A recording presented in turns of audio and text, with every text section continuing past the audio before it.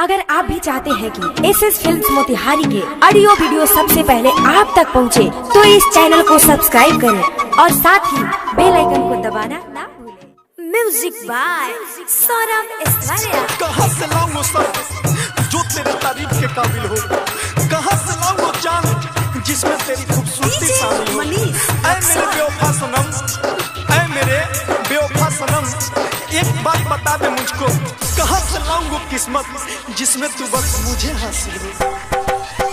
लागे जो पलस में मोर साला ये जान, धुआं तोरा ससुरा ले जाई ए जान। लागे जो पलस में मोर साला ये जान, धुआं तोरा ससुरा ले जाई।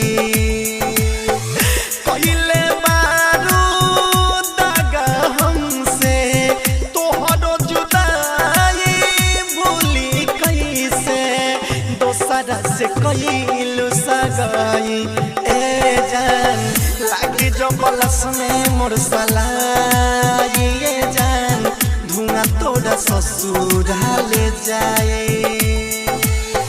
कइले मारू दागा हमसे तोहरो जुदाई, सही कैसे दोसरा से कइलू सगाई ए जान। लागी जो पलस में मोर साला ये जान, धुआं तोरा ससुरा ले जाए। Digital recording studio Motihari. लागी जो पलस में मोर साला ये जान, धुआं तोरा ससुरा ले जाए। लागी जो पलस में मोर साला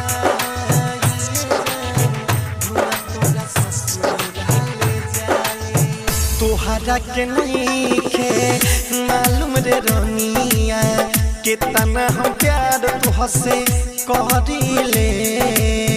यादों में तोहरा तना है अकेला, हम तोरे गोरिया हो हरिले।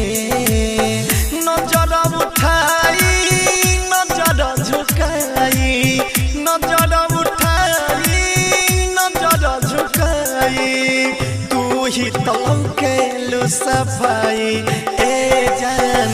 लागी जो पलस में मोर साला ये जान, धुआं तोरा ससुरा ले जाए। डीजे मनीष लागी जो पलस में मोर साला ये जान,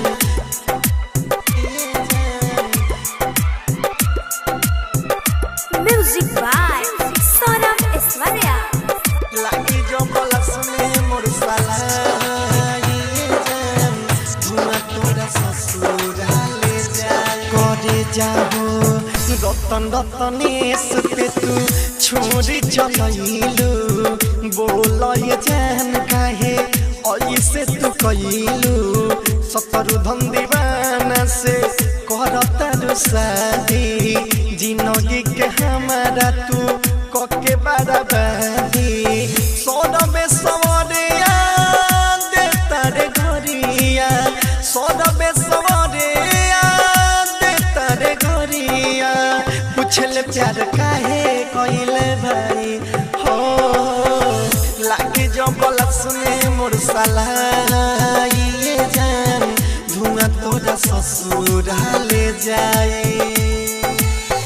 कइले मारू दागा हमसे तोहरो जुदाई, सही कैसे दोसरा से कइलू सगाई ए जान। लागी जो पलस में मोर साला ये जान, धुआं तोरा ससुरा ले जाए। Saurabh digital recording studio Patna.